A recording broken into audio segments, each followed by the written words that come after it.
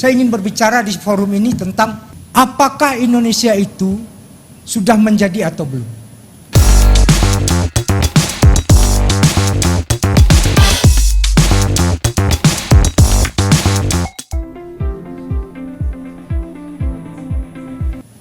Kalau kita baca 1 Juninya Soekarno itu, yang pertama itu adalah peri kebangsaan. Apa proposnya seorang Soekarno dalam sidang 1 Juni itu?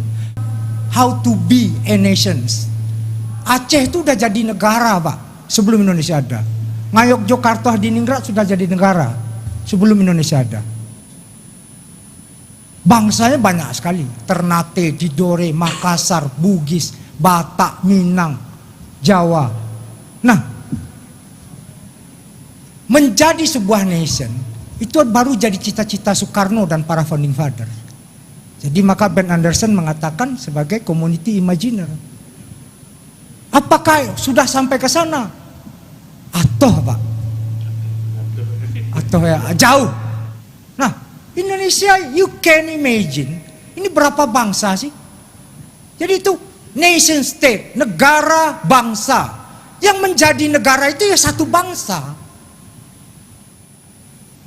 Nah, apa milestone kita sebagai sebuah nation state? Yang pertama adalah 1928. Saya ingin tandaskan, poin pertama ini adalah tentang nasionalisme. Apa itu? Nasionalisme kita sempat terinterupsi dalam banyak hal. Bung Karno membagi 3 tahapan revolusi. Revolusi 17 Agustus, revolusi kemerdekaan.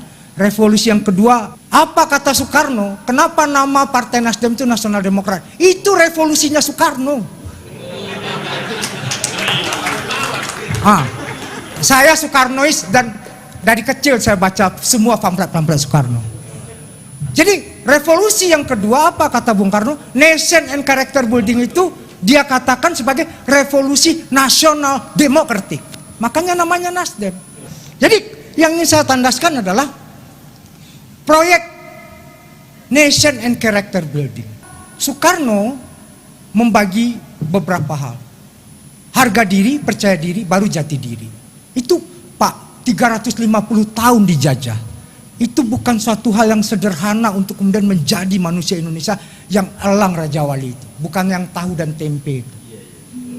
Yang ingin saya tandaskan adalah proses yang paling penting membangun masyarakat itu adalah post konflik.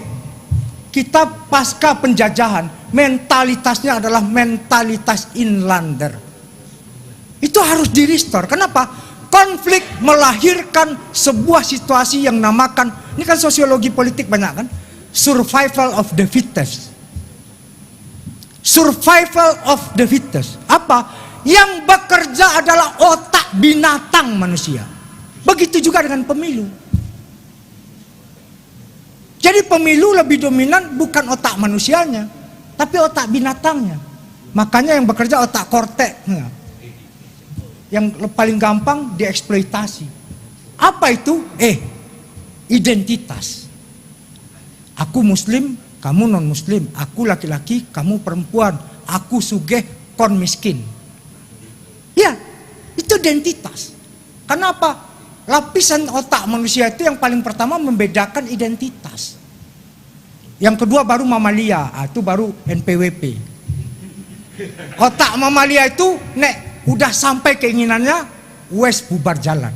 Yang terakhir, itu sama seperti NPWP. Dibayar wes, ayo dah kita milih yang dibayar aja.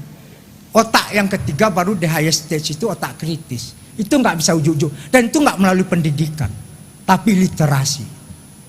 Jadi pemilu hari ini, kenapa identitas laku? Identitas adalah antitesa dari politik liberal yang banal sekali seperti kata Mas Jarod. Di seluruh belahan dunia hari ini kebangkitan politik identitas. Itu nggak hanya di kita saja.